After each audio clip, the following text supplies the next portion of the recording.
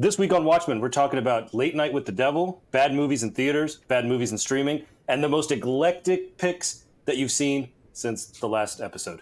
Bruno, kindly do the needful. It's dark, and we're wearing sunglasses. Hit it. I will be your champion. This better not awaken anything in me. The name's Bond. James Bond. That is the meaning of inner strength. Some days you just can't get rid of a bomb.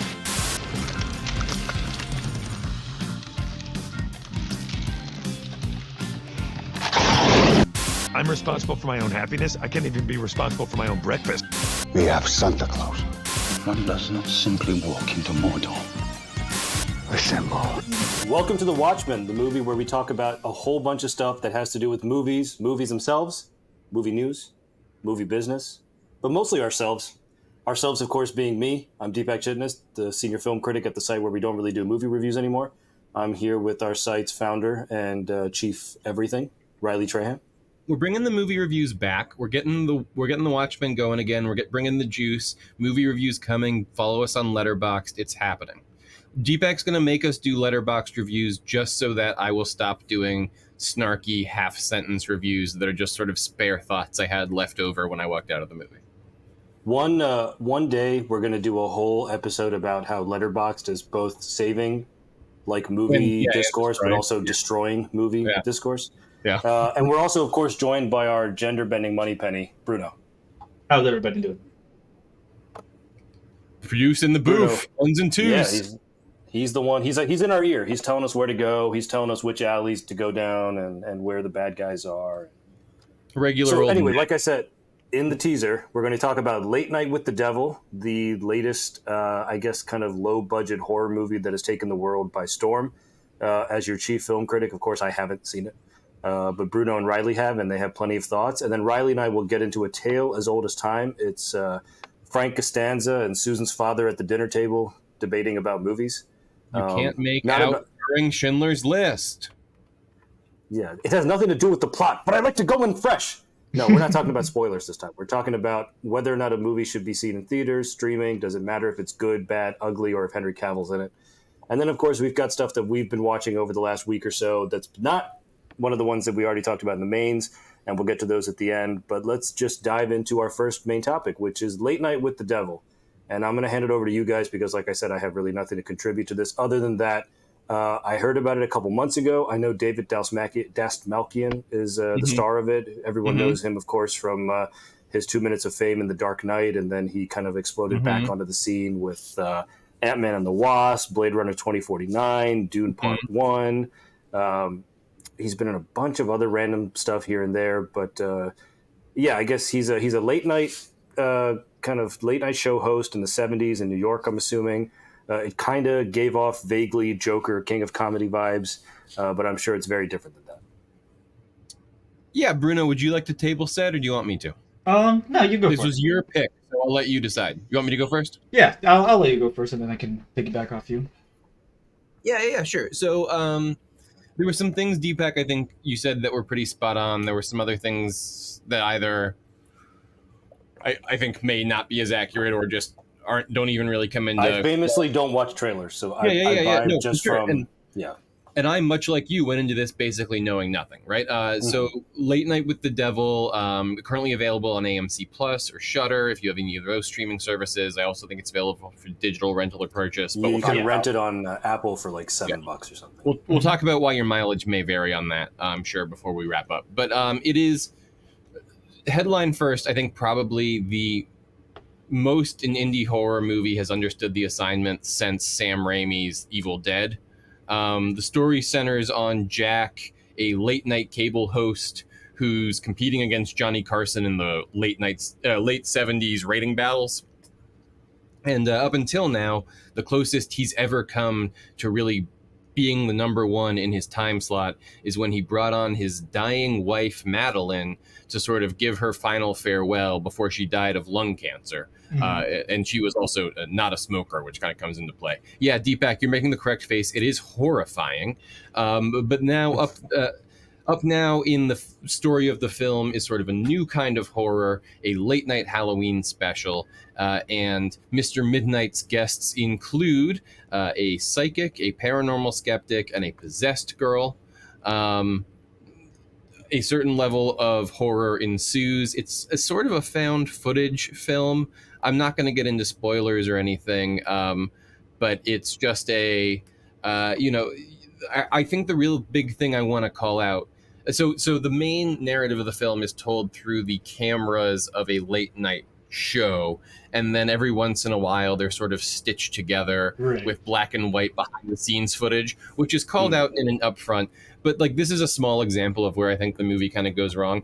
There's no reason why these black and white footage would ever be captured. There's no explanation given to why it exists. No characters in the film ever like acknowledge that those cameras are there. But it's the sort of stumble that I really don't give a shit about. I just think like it's an early director thing where I'm like, you just need to trust your audience 20% more and you're there. I think it's is he not trusting the audience by not explaining it? It's explaining it. There's other I think you can just leave it out is my point. Oh, right? I see. And there's other places as well where I think he kind of it's two directors, and I think they sort of fall into that hole there as well. Additionally, like I think the movie is maybe, there are a lot of production companies in play. I wonder if studio notes came into it, but I think it's a little bit more direct than it wants to be. You can kind of feel it chafing against a sort of friction of like, we don't necessarily feel like we have to explain all these things. But ultimately, I think the final product is exceptional. I think it's going to be an all-time cult classic. I think it'll be playing at midnight at Halloween this year, and I think all the coolest people you know are going to be there watching it. I specifically want to call out the practical effects are incredible. There's a badass puppet that I think steals the show, frankly. So yeah, a puppet or like an animatronic, or like there's an actual puppet like Chucky. I think it's a puppet. I mean, okay. I haven't done any behind the scenes viewing, but just watching it. And Bruno, we can hit a spoiler point if you want me to tell you what I think is a puppet. But before we do that, does Bruno have any non-spoiler sort of thoughts? No, I completely agree with Ryley for the most part that I do think it really was an acceptable movie. I think David Dastmalchian really, and one of the production companies is known for just focusing mainly on character-driven stories. And David Dastmalchian really just carries this on his back, being the show host for the whole night. And I think pacing wise, it was really good with the idea of it being like a full night talk show that we're watching. That was very fitting for the 90-minute runtime that the movie has. A little bit contrary to what Ryley said, I actually enjoyed a lot of the behind the scenes footage that they were showing, and there are actually a couple of points in there where you do notice that the characters are aware of those behind the scene documentary cameras. But I think the main thing when it comes to getting over that I guess quote unquote hurdle, if you're trying to enjoy the movie, is that they sort of describe the movie as a found footage film, but I definitely see it more as an analog horror, which is just focusing on that aesthetic of looking like a 70s talk show, and then outside of the 70s talk show looking like an 80s documentary. And I thought that was really well made. So before we get into kind of spoilery stuff, Bruno, I just want to ask you specifically, because this was sort of your pick, your suggestion for something we should talk about. So what kind of drew you to the movie initially? So I'm always a fan of just horrors in general, and another thing that I'm also a big fan of is just the entire 70s and 80s aesthetic. It's ironically, it's a lot of the things that I grew up around. So it's just very whatchamacallit, just like a home run when it comes to my book. I personally watched the trailer, and once I figured out the runtime, I kind of figured out oh, we're probably just going to be watching the entire recording of the talk show and nothing else. And that only got me more excited to seeing the show, because it's something nuanced that people haven't done before, and I think that definitely adds to it. Mike Flanagan was talking about this movie recently, and he mentioned that it reminds him a lot of Night Watch, which is just immediately at the top of my watch list after this, as well as I think Nightcrawler, which is something that was already on my watch list since Civil War, but I'm still working my way towards that. So both of you, before we jump into spoilers, any kind of similar recommendations or movies that are sort of in that vein? Hold on, Deepak. One thing I did want to call out for folks that is sort of news adjacent is that the movie did come under a certain amount of scrutiny for its use of generative AI in putting together the interstitial images. If you think about the fact that the movie is sort of found footage thing, captured video from a filmed night of a late night talk show, there are these interstitial slides that say things like "We'll be right back" or "Happy Halloween," and those were produced using generative AI. And frankly, they're the least interesting part of the entire movie. Like, you know, the three of us with a Canva account could whip up better slides in like 45 minutes, which I think is just emblematic of how much creative dynamism there is in the film and how little there is in that sort of use of you know, for creative projects. Do you think the movie is sort of commenting on that? Was that no, not really. I mean, we'll hit the spoiler bell here in a second, and we can talk about what the movie is commenting on, because the movie is commenting, but I don't think that artificial intelligence really comes into it in any significant way. It was just something I wanted to call out because for me personally, and I know that I am the guy, I am the watcher on the wall, I am the last bastion between us and the robot apocalypse and modern day John Connor. But for me, I didn't want my money going to a film that had used generative AI. So what I did, because this film is available on AMC Plus and Shudder, is I signed up for a free week of AMC Plus and I just banged it right out, and then I canceled my subscription. And then over the next couple of days, I just watched whatever movies I had on the last 6 days of that use case. But okay, I don't want to take us too far. That was the period on the sentence. I just wanted to say if people wanted to check it out and they didn't want to. No. It's not the period on the sentence. I'm going to take us far afield. And Bruno, you can go ahead and reel us in when you feel it's necessary. Obviously, contribute to the conversation. Okay. But can I touch on the AI for a second? Hold on, just hold your thought for 1 second. Sorry. Does the 0.5% of generative AI cancel out the artistic merit of everything else that the movie does? Yeah, that's exactly my point, and that's exactly why I don't think either. you should be boycotting this movie. Like, not to mention the generative AI was created and used at a time where like this wasn't as much of a scrutinous topic, and people were more okay with it. And not to mention, it's also jobs is jobs. Yeah, jobs is jobs. I'm just saying, 7 production companies. As you mentioned, somebody could have wrung out $500 for a couple of Microsoft slides, which is really what we're talking about here. I truly think those artists would have been a little bit annoyed if they went through hours of making those slides and they showed up for a total of 3 seconds. All combined, 3 seconds in the whole movie. They would have cried all the way to the bank to cash that check. All right, spoilers. Ding, ding, ding. Okay, so what I thought was the moment of the film is when the young woman. So kind of the spotlight of the episode, if you're thinking about it as a late night episode, is that there was a young woman who had been held by a cult for a long period of time and was eventually rescued, and her caregiver / therapist.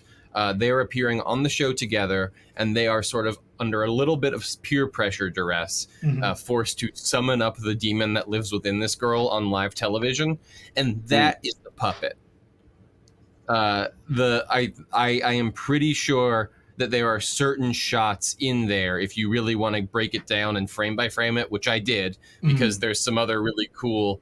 I'm not even going to go full spoilers here, but there's some really cool like single framing image in this movie. You know, the very Mike Flanagan-y, did I just see a ghost in the background sort of stuff. That really makes you want to just like click, click, click, click, click. And the movie even does like take a break at a certain point to like frame by frame itself. Right, because it is like... which I think just invites that sort of investigation and that sort of engagement. But yeah, I just wanted to, that was my only real spoiler thing I wanted to say is when the demon version of the girl comes out. I don't know if it's fully a makeup effect. I don't know if it's a combination of a makeup and a puppet. There's the hand of the dead wife that I think was some sort of a prosthetic. I don't think that was a makeup job. Yeah, no, that was just some really cool. When the dude ripped open his Deepak, it's like, you know, in the first Iron Man where she goes elbow to fix this thing. Yeah. They basically do the same gimmick to have a guy rip his chest open and just have worms pull out. So I'm sorry, I'm not ignoring you guys, I'm looking up the budget to see $11.5 million. Okay. Yeah, it's great. Every cent of it is on the screen. I think it looks incredible. Yeah. It's a combination of computer generated effects, practical effects, puppetry, makeup. I think they used everything they could, every different style of visual storytelling they could to make this thing look badass as hell. And as Bruno has underscored many times, period appropriate. Yeah, no, it like that was one of my favorite parts when it came to just the general effects of the movie, is that it was for the most part practical. And yeah, I agree that I think when it came to the transformation scene with the little girl, there was a lot of moments that it was like her and just a really good amount of makeup, but there was like one or two frames that they sneak in there that she just looks a little bit too eerie, and I think now that you're mentioning it and me thinking back on it, yeah, there's certain things in there that is just impossible for a person to do. So yeah, I think that was a puppet. I think when it's going through the hair, especially because it's mostly covered up, but like when they kind of are when they're grudging her a little bit or ringing her or whatever you want to call it. Samara, yeah. I mean, you call it Samara, but like looking at the makeup, it was very, very reminiscent of The Exorcist. Like deliberately almost so. Yeah, very deliberately, like uncanny, like looking like the girl from The Exorcist, and like Ryley said, just making it very period-like. Because even when they touched on the CGI, it was very purposely like the sort of CGI you would see in an '80s movie. Yeah. I thought that was really good, and they just nailed it very well. Yeah, it ruled. Other readings may include, if you want to go into this, just sort of with your reference manual out, you may want to give Bohemian Grove a little Google. You may want to look up David Lynch's relationship with owls, because I think these guys are gigantic Lynch heads.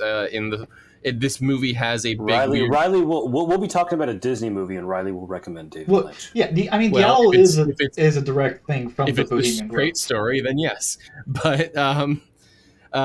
yeah, I mean, it is a Bohemian Grove thing for sure, but this movie takes a big, weird, surrealist left-hand turn in the final act. Absolutely. That stank of Lynch to me, and there is the entire first series of Twin Peaks is the owls are not what they seem, right? So, I think if you went in blind, you'd be just as happy. But I think if you checked out The Exorcist, I think if you Googled Bohemian Grove, and I think if you looked up the paranormal skepticism movement, especially the guy's name is escaping me, but it's not that important right now. But the character in this movie is based James on a Randi. real dude.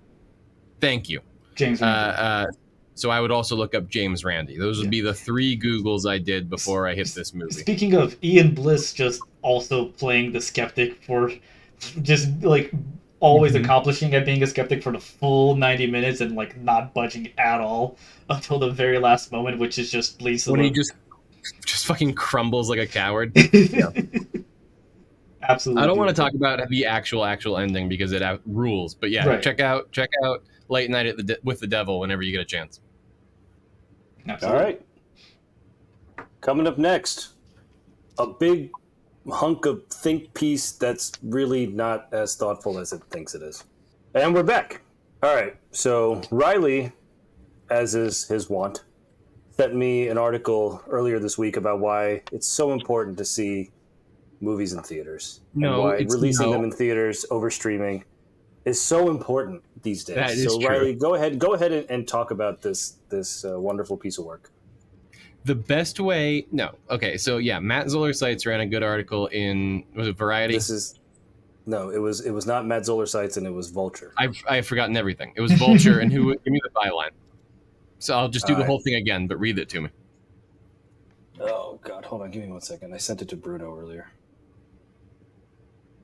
Did I send it to you personally, Bruno, or did I send it to... You sent it to the chat. Okay. Yeah, I got it. It's Vulture, and it's... Oh, it's Bilga. Okay, yeah. So I'm just going to go from there. Right.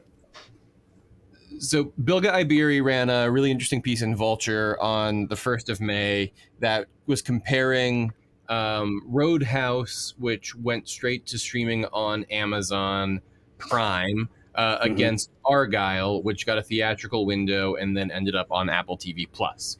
And the reason that we were talking about it was that Bilge makes a really good point in the article that I think is interesting, which is that when Roadhouse came to streaming, it starred Jake Gyllenhaal, right? This isn't some fucking Redbox piece of shit, right? Jake Gyllenhaal doing a Roadhouse remake went straight to Amazon Prime, and it was the first time in a while that there was really any sort of resonance amongst the zeitgeist that like there was a streaming movie worth watching. And that sort of held for a while, really until Argyle ended up on streaming, and then Argyle ate Roadhouse's lunch, and everyone has forgotten that Roadhouse ever existed. And the assertion that Bilge sort of puts out in the article that I think I agree with, that I want us to sort of expand on, is that the reason for this is theatrical distribution, right? That even if you are not a person who wants to go to a theater to see a movie, when you see that a movie is in a theater, it gets your attention in a different kind of way than when you see a movie is on streaming, right? If you're a person who doesn't want to go to a theater, you still see that a movie is in theaters and you go, I will see that when it comes to streaming. This is a thing that we talked about with Netflix pushing certain stuff to theaters for just 2 weeks, even if it doesn't make any money, right? Sort of just trying to work your way into like the conversation of the moment of like, these are movies that are out there. I have seen both these movies. I think Roadhouse is better than Argyle, but I absolutely agree that Argyle took over the conversation because it had previews, right? It was getting Super Bowl ads or whatever. Like people were seeing it when they were out and about. They were billboards. If they did go to the movies, they saw an ad for Argyle, and eventually it trickled all the way down to Apple TV Plus. And somebody said, I'll pay $6 for a month of Apple TV so I can watch Argyle. And I just think that is always going to be the best way to release a movie. I think the infrastructure is in favor of that. I think that you get the social benefit. I think you get the box office dollars. I think more than zero box office dollars is always better than zero box office dollars. And I think there's just a bump that you get with like a certain amount of, what am I trying to say? Like, word of mouth? No, like respectability. Like it feels like you're a real movie, right? Like that was in theaters. That's a real I do think that streaming. I don't think that streaming is equitable to like a Redbox release, for example, right? But I do think that there is still a streaming ghetto, even if like Irishman went to theaters, right? Like when you think about the really, really good streaming movies, I still think we go, oh, they went to theaters. I think if you go straight to the streaming, you are thought of in like a Gray Man style way. You're not thought of as a Roma or whatever. But Deepak, perhaps you disagree. I know that I am the theater defender on the show. Right. What I think this really ties back to is this concept that you and I have talked about a lot, which is that there's really no such thing as a movie star anymore, other than maybe DiCaprio and Denzel. But there is a concept of a movie star when it comes to streaming. And the idea that I may not go see a Chris Hemsworth action movie in the theater, but if Chris Hemsworth is doing a Netflix movie where he goes and beats up a bunch of Indian people, oh yeah, I'll check that out, and I'll check it out to the tune of enough that it gets a sequel. And what we're seeing with Argyle is this thing of, yeah, it was universally panned. There was, even the good reviews are just saying it's not terrible. And it had like 12% on Rotten Tomatoes. No one is going to go spend the money to go see that in theaters, but they'll do it. They'll stream it while they're doing their chores on a weekend, right? Where I am skeptical of the central thesis of the article is that, I mean, Apple has the data scientists, they run the numbers. I'm sure somewhere in their metrics this is making sense, but the same studio that just took a bath on Killers of the Flower Moon, I don't know how sustainable this is long term, and they took a bath on Napoleon. I don't know how sustainable it is long term for them to basically be buying up bad movies from other studios, giving them a full theatrical rollout. And yes, some money is better than no money, like you were saying, but after you spend the money on your PR and after you spend the money distributing, you're still taking some loss there to get the $9.99 for a 1-month subscription so people can see Henry Cavill in a bad haircut once. Because it's not the kind of movie that's going to have repeat viewing value unless it's as like a kind of cult bad movie sort of thing. But so I get what he's saying. I think there may be something to it. I also, going back to something you said earlier, don't know how to quantify that they were in the zeitgeist, because I don't know that any movie has been in the zeitgeist since Barbenheimer. These obviously do not equate to Barbenheimer, so I don't know that they really took over. I know Roadhouse made zero impact. Certainly not. But yeah, I also don't think Jake Gyllenhaal is a movie star. So certainly not. You have a lot more famous people, and you have a Super Bowl ad for Argyle. So yeah, it had more exposure that way. But I don't know. I just thought it was trying to make a bigger deal out of something than what's really going on. I think that the part that you're getting at requires us to kind of zoom out to a bigger conversation, right? I do think that Argyle and Roadhouse were both movies that like normies who don't like have podcasts about movies were talking to me about, right? Especially Argyle. And that's sort of how I measure zeitgeist these days. But Right. the bigger thing that you're talking about is an industry problem, right? Which is that the whole fucking thing is built on debt, right? Apple doesn't care how many movie tickets they sell. Oh, cry me a river. Argyle lost $2 billion. We'll sell 4 phones and we'll be fine. Like that's, ultimately they are the most financially stable of a lot of these streaming giants, right? Like Netflix is a house of cards built on a mountain of debt. And Max Prime is already charging you an extra $3 not to show you ads. Right, and is buying up every failing studio in Hollywood. Sony is now the proud owner of 2 studios nobody has ever heard of a movie from, and and Warner's has wiped out all brand equity from the existence of HBO. Like no one is doing anything right? So in a world where everybody's fucking up, I'm starting to look for where people are winning on the margins, right? And I think that the theatrical release of a film that eventually goes to streaming is where people are winning on the margins. Honestly, Deepak, if I had my druthers and was put in charge of one of these companies tomorrow, my move would be Aquaman 2: The Lost Kingdom coming to theaters December 25th, 2023, coming to streaming December 25th, 2028. Like, and I would put that in the ad. And what is interesting about Aquaman 2 is that that one probably bears out, because not only did it do well on streaming, to my understanding, out of the last 8 weeks of Blu-ray sales, it has topped the charts in like 5 or 6 of them. So it has also sold really well at home. But I don't know if that's a brand thing. I don't know if that's because it's the quote-unquote end of the DC universe, whatever. Last time we see Jason Momoa, we hardly knew you. I kind of do see where you're coming from there.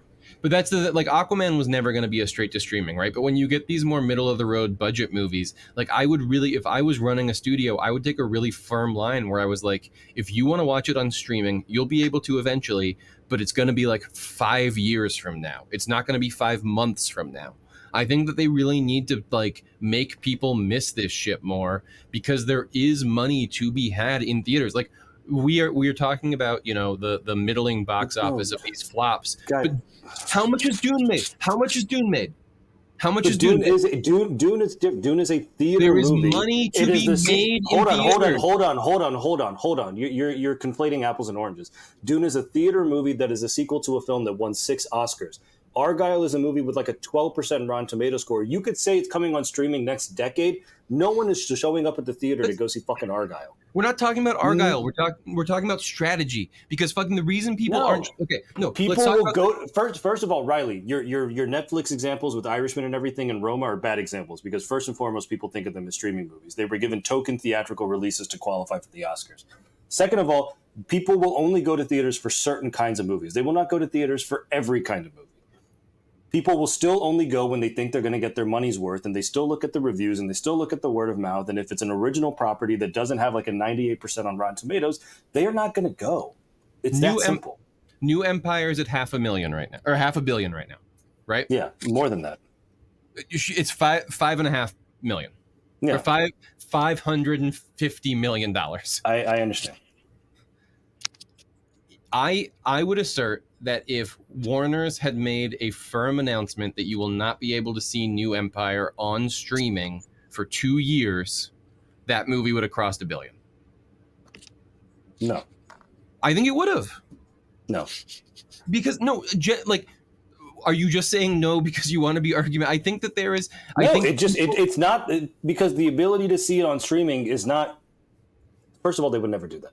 Second of all, you could say that. Look at the other Godzilla movie that's out right now, Godzilla -1, that is not going to come on streaming in the U.S. That's not. Did people rush out to the theaters with all the Oscar hype and everything for that? No. We have no idea when we're going to get that. That's not getting a studio push, and you know it. That's a completely different situation. It got an industry push. It got a bigger push. No. I think that there are movies. I think we are all hungover from COVID. Honestly, this is a whole other thing, but I feel the same way about food delivery services. We need to get over it. It's time to get back out there. It's time to go to movies. It's time to stop ordering delivery Wendy's. We need to get back out into the real world. And I think that going to see movies. What you are advocating for is the Disney Vault. That the movies will be in theaters for like a month, and then it goes back into the vault. Yeah. They should do that. It's a good. Hey, you know who makes a ton of. They should not, and they will not. And if they did it, it would not. Idiots, Disney.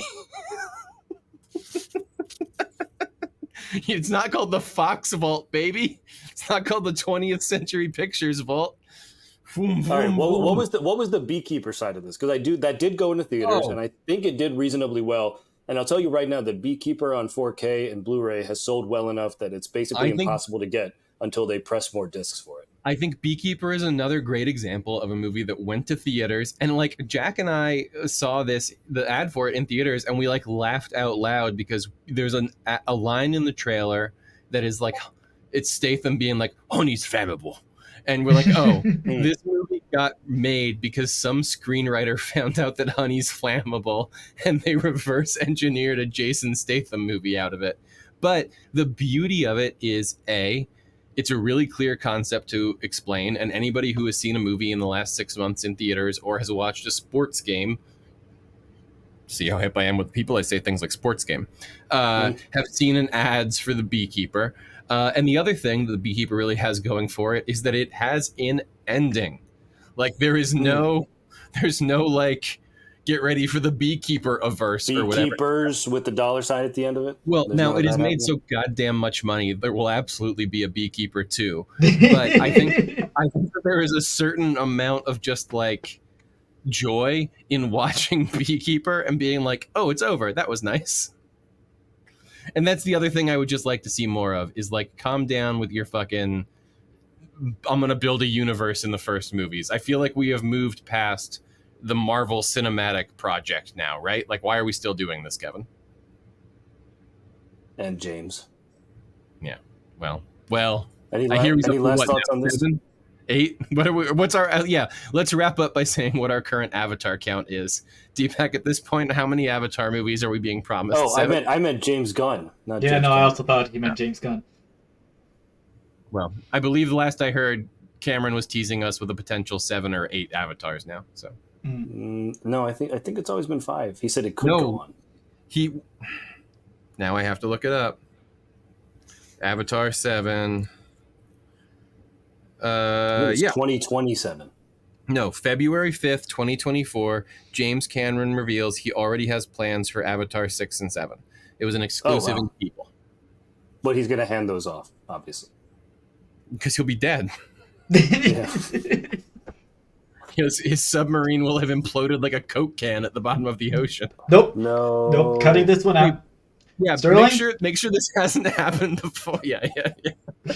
Sterling, don't use this one. All right, when we come back, our recommendations for stuff we've watched over the last couple weeks.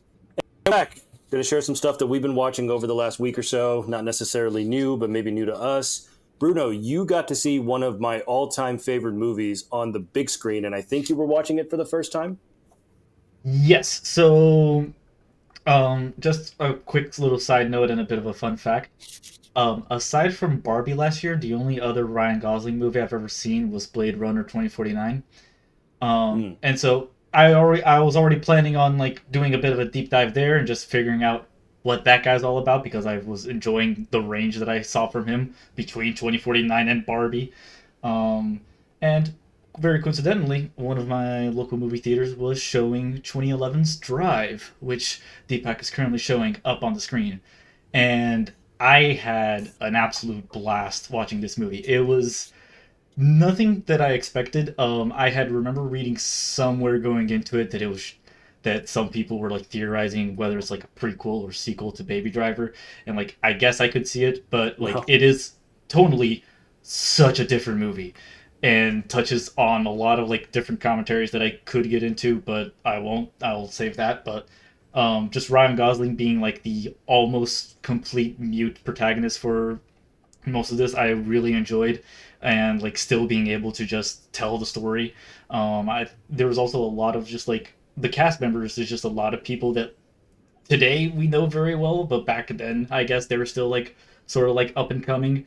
Bryan Cranston, Albert Brooks do an amazing job as like playing just and that's another thing that Bryan Cranston just reminded me of. The movie does a great commentary on just like stunt work for movies, which is something that all of us are always talking about on this show, and something that we always bring an appreciation to, and something that Ryan Gosling doing right now in theater. Yeah. Ryan Gosling is currently once again bringing appreciation to stuntmen with Fall Guy, which I will hopefully see soon.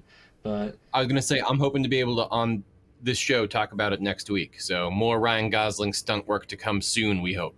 Excellent. But yeah, I definitely recommend everyone to go watch Drive. I don't think it's available on any streaming services, but you can definitely get it to rent digitally just about anywhere, and it's also available with physical copies as well, I'm sure. I remember when that came out when I was in college, and the lead up to it coming out, because it dropped at Cannes, and Refn won Best Director at Cannes for this movie, and they're like, what is this Ryan Gosling action movie? And it blew everyone's mind, and it's still it's my favorite Gosling movie. It's one of my all-time favorite movies. There's so many actors from it, like you're saying. Oscar Isaac was up and coming when that came out. Carey Mulligan, lifelong crush because of that movie. Baby Driver, when that came out, I was like, why are they remaking Drive? And of course, Baby Driver is literally the exact same story, but just done in a totally different way. Right, exactly. That is one of those movies that, like, everyone in that movie can make shit for the rest of their lives, and they'll have Drive on their resume, so it's okay. It made me watch Locke, the Tom Hardy movie, just because that was also a guy in a car movie, and I was like, well, Drive was good. Yeah, very different movie. And also, yeah, he is literally me. Just like to put that. That's just like a very common joke of that movie. I remember a lot of people wanting the jacket after that movie came out. Yeah. And everyone liked toothpicks. Before I pass can't it wait off, for Bruno to come on the show with a strong jacket choice. Mm-hmm. Just wait. What were you saying? Before I pass it off to you guys, do you guys have any more Ryan Gosling recommendations to throw at me? If you want, so the movie that I really like, for lack of a better term, discovered Ryan Gosling. I'd seen him in other stuff, but he really like stood out to me. Was a movie called Fracture from 2007 with Anthony Hopkins and Rosamund Pike and David Strathairn, and he's like this really cocky assistant DA in Los Angeles who Anthony Hopkins kind of gets the better of, and they get into like they were clearly Hopkins took the role to kind of lean into his Hannibal Lecter thing, and it's not as good as Silence of the Lambs, obviously, but it's a fun little thriller with a lot of recognizable faces. And Gosling in that movie has a really cool arc as far as being this like really cocky, headstrong guy to going to like being humbled and having to outwit like basically the smartest guy in the room. And that's an underrated, fun little movie, Fracture. Oh yeah, okay. Have you seen The Other Guys? Yeah, that's the one. It's The Nice Guys. Yeah. The Nice Guys. Nice Guys. Is what Nice you're Guys. referring to. And no, that's on my list. I would on my list. Yeah, I would do The Nice Guys before I did Deepak's, but it might be it's shallow end of the pool because it's more him in a vibe you'll recognize. It's the first time he did comedy, and it like opened up a whole new aspect of his career. And excuse me. It's not actually my recommendation. My actual recommendation for your Gosling pick would be Crazy Stupid Love. Oh, he did, yeah. Which is, I'm going the complete. I just wanted to throw Nice Guys out there to compliment Deepak's pick, but my recommendation will be Crazy Stupid Love, which is a romantic comedy. It's him. It's Steve Carell. It's who are the women in it? Deepak, help me out. Emma Stone, Julianne Moore, Marissa Tomei. Thank you. Kevin Bacon's in it. John David Lynch is in it. Bacon is in it. I haven't seen it. I probably haven't seen it in over 10 years, but it stands out in my mind as an all-time romantic comedy, and the Carell Gosling dynamic is so funny and pays out like a fucking slot machine at the end of the movie. Like, it's just one of those. It's an okay movie that builds up to one great scene. Yeah, it's one of those comedy movies yeah. where you just get to the end and you're like, oh, I didn't realize you would set up a perfect domino. So that's what I would recommend is Crazy Stupid Love. I have been thinking for a long time, basically since the Barbie of it all, I've been thinking I'm overdue for a Crazy Stupid Love screening. Oh yeah. And then the other Gosling Carell collaboration, which is even better, is Big Short. It's another good one. Yes, Big Short is tremendous. I have heard of Big Short, definitely. Watch Big Short so that you can have Margot Robbie in a bathtub explain to you how shorting stock options works. Isn't that Wolf of Wall Street? No, that's just when you see her vagina. Oh, I'm sorry for the Ryan Gosling tangent. Who's next? She's just naked. I'll go next. So my recommendation for the week stems from the fact that a couple weeks ago, Deepak and I were talking about just like perfect filmographies, right? And sort of who out there directorially can you kind of just say doesn't have a bad movie in the run. And kind of tragically, one of the directors that I called out was Satoshi Kon. And one of the reasons, Satoshi Kon unfortunately has a perfect filmography because he only was able to make 4 movies before he passed away from cancer at a tragically young age. But of course, in texting Deepak about an animation director that has only made perfect movies, I found myself ordering up some steelbooks. So my main recommendation this week is Perfect Blue, which is Satoshi Kon's first movie. It is sort of like a contemplation of celebrity and internet fan culture, but it was made, 97. It was made in 1997, and it feels like it was made last year. It takes prescient to another level. But if you are into Eternal Sunshine of the Spotless Mind, or if you are into Black Swan, I would say, and I don't really mean this, but I'm saying it in a little confrontational manner so that Sterling can clip it and put it on social and we can get it. Come get the real shit. If you're into those other things, come get the real shit right here with Perfect Blue. Satoshi Kon made 4 movies. I think they're all masterpieces. I think 3 of them are in conversation for best animated film ever. So just while I was here, I also wanted to just call out that there's this beautiful Millennium Actress steelbook that you can get your hands on. Both of them are from Shout and G Kids, and I will very soon be on here touting the collector's edition of Paprika whenever it comes out. That's the one I was going to ask you. Did he do that one? Yeah. Yes. Because if anyone who has seen Paprika, and that's an insane movie to watch, will know immediately where Nolan got Inception from. Inception, yeah. Yeah. All right, I'll go last then. My pick is the 1975, I believe, Sidney Lumet movie called The Yakuza. A movie I have seen a long time ago, and I even have artwork for it on the wall behind me, but I had not owned the Blu-ray for some reason until last week.